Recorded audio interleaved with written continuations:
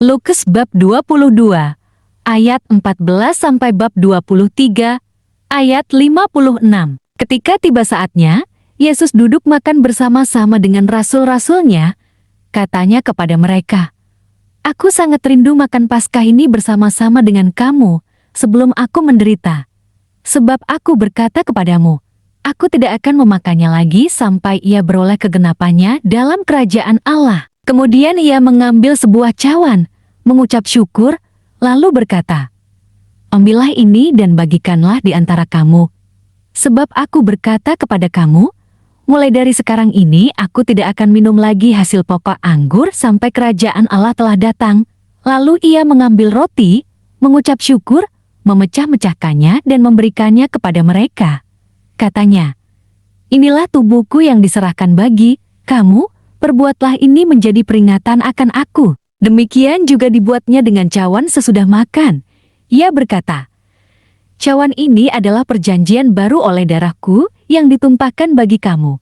Tetapi, lihat, tangan orang yang menyerahkan aku ada bersama dengan aku di meja ini. Sebab anak manusia memang akan pergi seperti yang telah ditetapkan. Akan tetapi, celakalah orang yang olehnya ia diserahkan." Lalu mulailah mereka mempersoalkan, siapa di antara mereka yang akan berbuat demikian. Terjadilah juga pertengkaran di antara murid-murid Yesus, siapakah yang dapat dianggap terbesar di antara mereka. Yesus berkata kepada mereka, "Raja-raja bangsa-bangsa memerintah rakyat mereka dan orang-orang yang menjalankan kuasa atas mereka disebut pelindung-pelindung. Tetapi kamu tidaklah demikian, melainkan yang terbesar di antara kamu hendaklah menjadi sebagai yang paling muda dan pemimpin sebagai pelayan. Sebab siapakah yang lebih besar? Yang duduk makan atau yang melayani? Bukankah dia yang duduk makan? Tetapi aku ada di tengah-tengah kamu sebagai pelayan. Kamulah yang tetap tinggal bersama-sama dengan aku dalam segala pencobaan yang aku alami. Dan aku menentukan hak-hak kerajaan bagi kamu, sama seperti Bapakku menentukannya bagiku, bahwa kamu akan makan dan minum semeja dengan aku di dalam kerajaanku, dan kamu akan duduk di atas takhta untuk menghakimi kedua belah suku Israel. Simon, Simon, lihat, iblis telah menuntut untuk menampi kamu seperti gandum, tetapi aku telah berdoa untuk engkau, supaya imanmu jangan gugur. Dan engkau, jikalau engkau sudah insaf, kuatkanlah saudara-saudaramu." Jawab Petrus, "Tuhan, aku bersedia masuk penjara dan mati bersama-sama dengan engkau." Tetapi Yesus berkata, "Aku berkata kepadamu, Petrus, hari ini ayam tidak akan berkokok sebelum engkau 3 kali menyangkal bahwa engkau mengenal aku." Lalu ia berkata kepada mereka, "Ketika aku mengutus kamu dengan tiada membawa pundi-pundi, bekal dan kasut, adakah kamu kekurangan apa-apa?" Jawab mereka, "Suatu pun tidak." Katanya kepada mereka, "Tetapi sekarang ini, siapa yang mempunyai pundi-pundi, hendaklah ia membawanya, demikian juga yang mempunyai bekal, dan siapa yang tidak mempunyainya hendaklah ia menjual jubahnya dan membeli pedang, sebab aku berkata kepada kamu, bahwa nas kitab suci ini harus digenapi padaku. Ia akan terhitung di antara pemberontak-pemberontak, sebab apa yang tertulis tentang aku sedang digenapi." Kata mereka, "Tuhan, ini 2 pedang." Jawabnya, "Sudah cukup." Lalu pergilah Yesus keluar kota dan sebagaimana biasa ia menuju Bukit Zaitun, murid-muridnya juga mengikuti dia. Setelah tiba di tempat itu ia berkata kepada mereka, "Berdoalah supaya kamu jangan jatuh ke dalam pencobaan." Kemudian ia menjauhkan diri dari mereka kira-kira sepelempar batu jaraknya, lalu ia berlutut dan berdoa. Katanya, "Ya Bapakku, jikalau engkau mau, ambillah cawan ini daripadaku. Tetapi bukanlah kehendakku, melainkan kehendak-Mulah yang terjadi." Maka seorang malaikat dari langit menampakkan diri kepadanya untuk memberi kekuatan kepadanya. Ia sangat ketakutan dan makin bersungguh-sungguh berdoa. Peluhnya menjadi seperti titik-titik darah yang bertetesan ke tanah. Lalu ia bangkit dari doanya dan kembali kepada murid-muridnya. Tetapi ia mendapati mereka sedang tidur karena duka cita. Katanya kepada mereka, "Mengapa kamu tidur? Bangunlah dan berdoalah, supaya kamu jangan jatuh ke dalam pencobaan." Waktu Yesus masih berbicara, datanglah serombongan orang, sedang muridnya yang bernama Yudas, seorang dari ke-12 murid itu, berjalan di depan mereka. Yudas mendekati Yesus untuk menciumnya, maka kata Yesus kepadanya, "Hai Yudas, engkau menyerahkan anak manusia dengan ciuman?" Ketika mereka yang bersama-sama dengan Yesus melihat apa yang akan terjadi, berkatalah mereka, "Tuhan, mestikah kami menyerang mereka dengan pedang?" Dan seorang dari mereka menyerang hamba imam besar sehingga putus telinga kanannya. Tetapi Yesus berkata, "Sudahlah itu." Lalu ia menjamah telinga orang itu dan menyembuhkannya. Maka Yesus berkata kepada imam-imam kepala dan kepala-kepala pengawal bait Allah serta tua-tua yang datang untuk menangkap dia. Katanya, "Sangkamu aku ini penyamun, maka kamu datang lengkap dengan pedang dan pentung? Padahal tiap-tiap hari aku ada di tengah-tengah kamu di dalam bait Allah, dan kamu tidak menangkap aku. Tetapi inilah saat kamu, dan inilah kuasa kegelapan itu." Lalu Yesus ditangkap dan dibawa dari tempat itu. Ia digiring ke rumah imam besar. Dan Petrus mengikut dari jauh. Di tengah-tengah halaman rumah itu orang memasang api dan mereka duduk mengelilinginya. Petrus juga duduk di tengah-tengah mereka. Seorang hamba perempuan melihat dia duduk dekat api. Ia mengamat-amatinya, lalu berkata, "Juga orang ini bersama-sama dengan dia." Tetapi Petrus menyangkal, katanya, "Bukan, aku tidak kenal dia." Tidak berapa lama kemudian seorang lain melihat dia lalu berkata, "Engkau juga seorang dari mereka." Tetapi Petrus berkata, "Bukan, aku tidak." Dan kira-kira sejam kemudian seorang lain berkata dengan tegas, "Sungguh, orang ini juga bersama-sama dengan dia, sebab ia juga orang Galilea." Tetapi Petrus berkata, "Bukan, aku tidak tahu apa yang engkau katakan." Seketika itu juga, sementara ia berkata, berkokoklah ayam. Lalu berpalinglah Tuhan memandang Petrus, maka teringatlah Petrus bahwa Tuhan telah berkata kepadanya, "Sebelum ayam berkokok pada hari ini, engkau telah 3 kali menyangkal aku." Lalu ia pergi keluar dan menangis dengan sedihnya. Dan orang-orang yang menahan Yesus mengolok-olokkan dia dan memukulinya. Mereka menutupi mukanya dan bertanya, "Cobalah katakan siapakah yang memukul engkau?" Dan banyak lagi hujat yang diucapkan mereka kepadanya. Dan setelah hari siang berkumpullah sidang para tua-tua bangsa Yahudi dan imam-imam kepala dan ahli-ahli Taurat, lalu mereka menghadapkan dia ke mahkamah agama mereka. Katanya, "Jikalau engkau adalah Mesias, katakanlah kepada kami."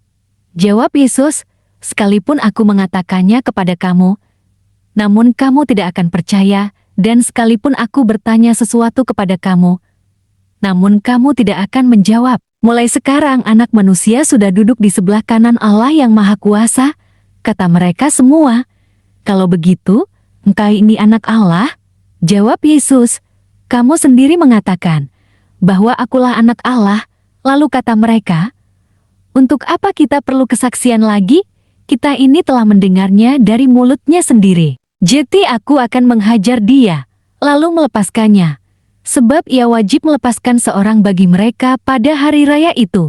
Tetapi mereka berteriak bersama-sama, "Enyahkanlah dia, lepaskanlah Barabas bagi kami."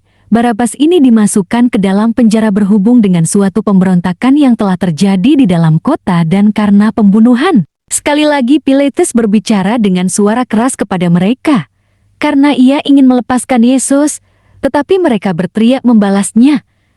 Katanya, "Salibkanlah dia, salibkanlah dia."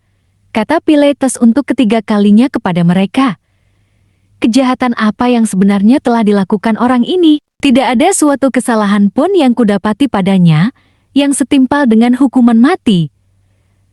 Jadi aku akan menghajar dia, lalu melepaskannya." Tetapi dengan berteriak mereka mendesak dan menuntut, supaya ia disalibkan, dan akhirnya mereka menang dengan teriak mereka. Lalu Pilatus memutuskan supaya tuntutan mereka dikabulkan. Dan ia melepaskan orang yang dimasukkan ke dalam penjara karena pemberontakan dan pembunuhan itu sesuai dengan tuntutan mereka. Tetapi Yesus diserahkannya kepada mereka untuk diperlakukan semau-maunya. Ketika mereka membawa Yesus, mereka menahan seorang yang bernama Simon dari Kirene, yang baru datang dari luar kota, lalu diletakkan salib itu di atas bahunya, supaya dipikulnya sambil mengikuti Yesus. Sejumlah besar orang mengikuti dia, di antaranya banyak perempuan yang menangisi dan meratapi dia.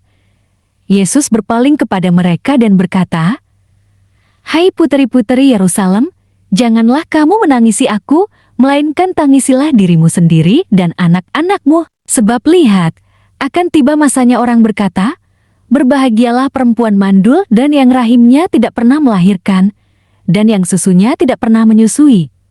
Maka orang akan mulai berkata kepada gunung-gunung, runtuhlah menimpa kami, dan kepada bukit-bukit, timbunilah kami. Sebab jikalau orang berbuat demikian dengan kayu hidup, apakah yang akan terjadi dengan kayu kering? Dan ada juga digiring dua orang lain, yaitu dua penjahat untuk dihukum mati bersama-sama dengan dia. Ketika mereka sampai di tempat yang bernama Tengkorak, mereka menyalibkan Yesus di situ dan juga kedua orang penjahat itu, yang seorang di sebelah kanannya dan yang lain di sebelah kirinya. Yesus berkata, "Ah Bapa, ampunilah mereka, sebab mereka tidak tahu apa yang mereka perbuat." Dan mereka membuang undi untuk membagi pakaiannya. Orang banyak berdiri di situ dan melihat semuanya. Pemimpin-pemimpin mengejek dia. Katanya, "Orang lain ia selamatkan. Biarlah sekarang ia menyelamatkan dirinya sendiri, jika ia adalah Mesias, orang yang dipilih Allah." Juga prajurit-prajurit mengolok-olokkan dia. Mereka mengunjukkan anggur asam kepadanya dan berkata, "Jika engkau adalah raja orang Yahudi, selamatkanlah dirimu." Ada juga tulisan di atas kepalanya, "Inilah raja orang Yahudi." Seorang dari penjahat yang digantung itu menghujat dia. Katanya, "Bukankah engkau adalah Kristus? Selamatkanlah dirimu dan kami." Tetapi yang seorang menegur dia. Katanya, "Tidakkah engkau takut, juga tidak kepada Allah, sedang engkau menerima hukuman yang sama? Kita memang selayaknya dihukum, sebab kita menerima balasan yang setimpal dengan perbuatan kita. Tetapi orang ini tidak berbuat sesuatu yang salah." Lalu ia berkata, "Yesus, ingatlah akan aku, apabila engkau datang sebagai raja." Kata Yesus kepadanya, "Aku berkata kepadamu, sesungguhnya hari ini juga engkau akan ada bersama-sama dengan aku di dalam Firdaus."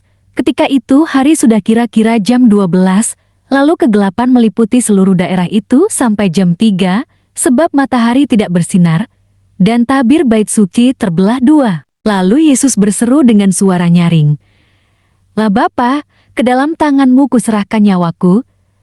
Dan sesudah berkata demikian, ia menyerahkan nyawanya. Ketika kepala pasukan melihat apa yang terjadi, ia memuliakan Allah. Katanya, "Sungguh, orang ini adalah orang benar." Dan sesudah seluruh orang banyak yang datang berkerumun di situ untuk tontonan itu, melihat apa yang terjadi itu, pulanglah mereka sambil memukul-mukul diri. Semua orang yang mengenal Yesus dari dekat, termasuk perempuan-perempuan yang mengikuti dia dari Galilea, berdiri jauh-jauh dan melihat semuanya itu. Adalah seorang yang bernama Yusuf, ia anggota majelis besar, dan seorang yang baik lagi benar. Ia tidak setuju dengan putusan dan tindakan majelis itu. Ia berasal dari Arimatea, sebuah kota Yahudi, dan ia menanti-nantikan kerajaan Allah. Ia pergi menghadap Pilatus dan meminta mayat Yesus, dan sesudah ia menurunkan mayat itu, ia mengapaninya dengan kain lenan, lalu membaringkannya di dalam kubur yang digali di dalam bukit batu, di mana belum pernah dibaringkan mayat. Hari itu adalah hari persiapan dan Sabat hampir mulai. Dan perempuan-perempuan yang datang bersama-sama dengan Yesus dari Galilea ikut serta dan mereka melihat kubur itu dan bagaimana mayatnya dibaringkan. Dan setelah pulang, mereka menyediakan rempah-rempah dan minyak mur dan pada hari Sabat mereka beristirahat menurut hukum Taurat.